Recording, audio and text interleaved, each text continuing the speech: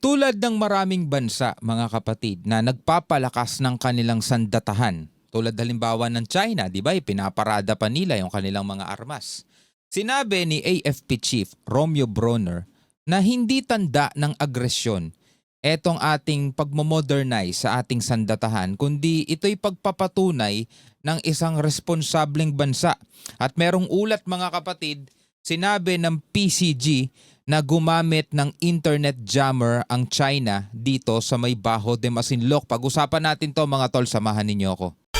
I'm just a young nigga chillin' on it. First time I seen ice was a Alright, magandang araw sa inyong lahat, mga tol. Welcome ulit sa ating bagong video, reaction, review, commentary, opinion, criticism at kung ano-ano pa. Sinabi ni AFP Chief Bronner, iginiit niya na hindi agresyon ang nagpapatuloy na modernisasyon matapos ikomisyon sa serbisyo ang dalawang pinakabagong barkong pandigma ng Philippine Navy. Now, pag-usapan natin tong balitang to, mga kapatid, at syempre bigyan natin ito ng reaksyon, komentaryo at opinyon. Samahan ninyo ako, mga tol. Bahagi na ng active fleet ang dalawa sa pinakabagong barko ng Philippine Navy. Samantala, isinisisi ng Philippine Coast Guard sa China ang umunay signal jamming ng internet connection sa Scarborough Shoal. Yan ang ulat ni Patrick De Jesus. Eto pa. Modernization is not a signal of aggression. It is a statement of responsibility. May mga nagrereklamo kasi, 'di ba? Ang Pilipinas, kapag halimbawa may dumarating ditong mga bagong missile, tayo gusto natin dati bumili ng F-16 fighter jets, 'di ba? May mga nagrereklamo niyan. Pinahihina daw natin ang katatagan at saka ang kaayusan dito sa South China Sea. Mga tol, no? Pero alam nyo, kahit na sino namang bansa, di ba, nagsasagawa naman talaga sila ng pagpapalakas ng kanilang sandata kasi kailangan talaga yun eh. Kumbaga sa isang gusali, no? Meron kang karapatan para protektahan yung mga yaman dun sa loob sa paglalagay ng mga protection mo, sa paglalagay ng security mo. Hindi yun tanda ng pagiging aggressor o aggression, mga tol. Kundi pinoprotektahan mo lang kung ano yung kayamanan na nandoon sa loob ng gusali mo. Maglalagay ka ng electric fence, maglalagay ka ng CCTV, maglalagay ka ng mga guard, 'di ba? Sa bangko, 'di ba? Ganon. Ngayon sa ating bansa, mga tol, normal, karapatan ng ating bansa na magkaroon ng mga ganitong klaseng puwersa, sandata, at karapatan natin i-modernize yan kasi habang umaandar ang panahon, alam naman natin, mga tol, na nagiging iba na ang teknolohiya ngayon. Hindi na pwede yung mga tora-tora nung araw, hindi na pwede yung mga sandata nung araw. Kailangan na maisabay na natin yan sa panahon ngayon. Hindi yung tanda ng agresyon, di ba? Ito ang binigyang diin ni Armed Forces of the Philippines Chief of Staff, General Romeo Bronner Jr. sa sunod-sunod na pagdating ng mga bagong kagamitan sa ilalim ng nagpapatuloy na AFP Modernization Program. Bagamat diplomasya ang pangunahing paraan sa pagresolba ng mga gusot sa karagatan, partikular sa West Philippine Sea, mahalaga pa rin anya na patatagin ang depensa ng bansa at hindi ito pag-uudyok ng gulo. Correct. Anong gusto mangyari nung iba, no? Porket ba diplomasya ang kailangan nating pairalin, alisin na lang natin ng alisin na lang natin ang sandatahan. Hindi lang naman din kasi doon nagagamit yun eh. 'Di ba? Nagagamit din yun sa pagtatanggol sa halimbawa sa mga bayan dito sa Pilipinas na sinusugod, for example, ng mga rebelde. 'Di ba? Kailangan yan ng mga natin, ng AFP natin para maipagtanggol ang ating bansa. A credible defense posture deters conflict. Preparedness prevents miscalculation.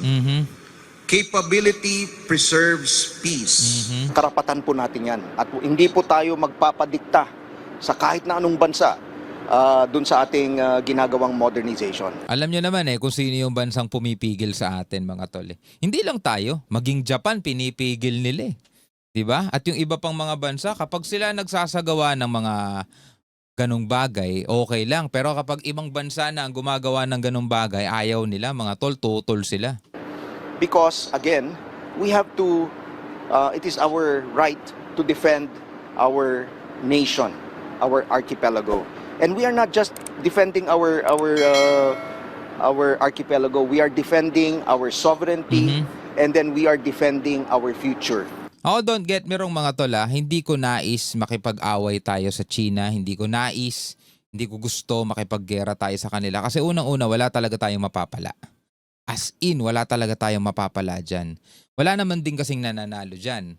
No? Bagamat alam nating matatalo tayo, diba? Yun ay malaking kawalan din naman sa kanila mga tol. Kasi syempre, meron tayong mga kaalyadong bansa na posibleng tumulong sa atin. So malaking impact din yun para sa kanila. Pero overall, wala talagang magandang maidudulot yung mga ganyang klaseng digmaan. Kaya kung makukuha talaga yan sa pakiusapan is sana makuha sa pakiusapan. Ang kulang lang naman talaga mga kapatid is respeto eh. Yun lang naman yung hinahangad natin at hinihingi natin sa kanila. Sana irespeto nila yung soberanya ng Pilipinas, yung karapatan ng Pilipinas sa ating karagatan. Kasi tayo naman talaga yung may karapatang mangisda, mag-exploit, mag-explore dyan sa karagatan. Pinipigilan nila eh. Pinangunahan ni Browner sa Naval Operating Base Subic ang formal na pagkomisyon sa serbisyo sa pinakabagong offshore patrol vessel ng Philippine Navy na BRP Raha Sulaiman. Una pa lamang ito sa mga binili sa South Korea dahil 5 pang kaparehong barko sa ilalim ng Sulaiman class ang inaasahang darating sa bansa hanggang 2028. Wow, so balik Bagamat ito. limitado ang mga armas bilang isang OPV kumpara sa iba pang barko ng Navy, malaking bagay pa rin na dagdag puwersa ang BRP Raha Sulaiman para bantayan ang malawak na karagatan ng Pilipinas kabilang na ang West Philippine Sea. Ang kailangan talaga natin doon mga tol, yung presence natin. Kailangan natin doon yung presensya ng Pilipinas. Kasi kapag inabandona natin yan, diba, at nawala yung presensya natin dyan, doon na darating yung mas malaking problema. Specifically, dahil ito ay offshore patrol vessel, pwede ito sa lahat ng border areas to include our EEZ. Kailangan kasi natin ng persistent presence diba? sa ating mga karagatan. They are expected to be out at sea. No, maximum endurance siya around 25 days. Wow. No, she can stay. Kaya niya ring suportahan yung kanyang food provisions, pagkain niya, yung kanyang reefer, yung kanyang chiller. Ayos. Pasok na rin sa active fleet ang patrol gunboat na BRP Audrey Banyares na ipinangalan sa bayaning sundalo na nasawi noong 2013 sa Buanga Siege. Ito naman ang ikasyam at huling fast attack interdiction craft na binili sa Israel. Iginiit din ni Browner Sa Israel na galing. hindi limitado sa coordinates ang mandato ng AFP. Kasamaan niya sa kanilang paghahanda kahit pa ang mga bantang nasa labas ng 200 nautical miles exclusive economic zone ng Pilipinas. We can even go beyond that because of the principle of freedom of navigation. I would like to emphasize that the more ships that we have, the better protection we have, the better credibility that we are developing for our nation. Samantala, base sa monitoring ng Philippine Navy noong nakaraang linggo, 18 barko ng China Coast Guard at PLA Navy ang namataan sa iba't ibang bahagi ng West Philippine Sea. Yan, eto, halimbawa na lang, eto yung problema natin mga tol eh. Diba yung kawalan talaga ng respeto. Ito sa Bajo de Masinloc sa Scarborough Shoal, 9 na barko, 4 na PLA Navy at 5 CCG o China Coast Guard. Sa Ayungin Shoal, kung saan nandoon yung BRP Sierra Madre natin, 4 na China Coast Guard. Sa Escoda Shoal, 3, 2 PLA Navy, 1 China Coast Guard. Sa Pag-asa Island, mga tol, 1 PLA Navy at 1 China Coast Guard. So sumatotal, ilan ba to? 18. Diba? Iba pa doon mga kapatid yung yung mga militia vessels nila na nagkukumpulan dyan. Napakarami nilang barko. Actually, konti pa nga yan itong nandito. Konti pa itong... Kasi minsan umaabot yan ng 200, mga ganyan. Umaabot pa yan ng ganyang karami. Ngayon, ang problema natin mga tol, diba? Kahit na nanalo na tayo doon sa 2016 Arbitral Award at pinawalang bisa na yung 9-dash line na tinatawag ng China na historical rights nila, diba? Ito pa rin yung pinaka-problema natin ngayon kasi magpahanggang ngayon ay hindi nila kinikilala yung 2016 Arbitral Award na yan. Diba? Kaya kailangan talaga natin ng maraming barko. Actually, yung mga barko natin, kulang na kulang pa talaga yan. Ito, may 5 pa daw na paparating hanggang 2028 pero kulang pa rin yun at sana madagdagan pa rin na madagdagan pa. Maliban na lang mga kapatid kung sino yung susunod na magiging pangulo natin nasa sa inyo na ulit yun mga tol. Lagi ko sinasabi, nasa sa inyo yun. Pinakamarami rito ay siyam na nasa Bajo de Masinloc o Scarborough Shoal, kung saan iniulat ng Philippine Coast Guard ang umano'y signal jamming sa Starlink internet connection sa kanilang mga barko pati na eroplano. Restricted, no? Kasi sa mga ano natin, yung ganitong klaseng lugar, barko, eroplano, ang ginagamit na talaga dyan mga tol, yung Starlink, yung kay Elon Musk, di ba?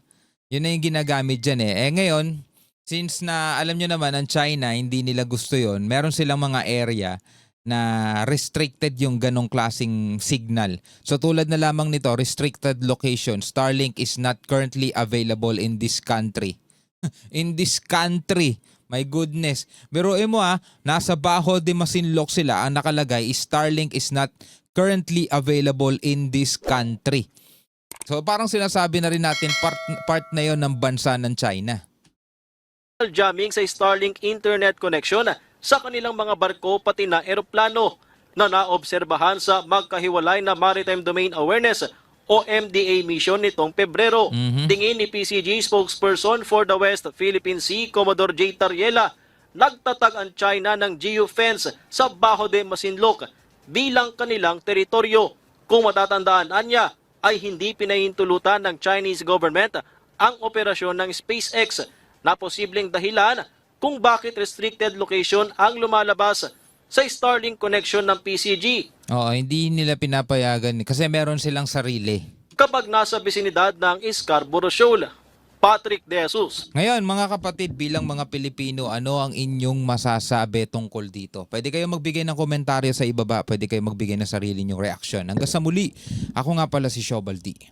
Peace out.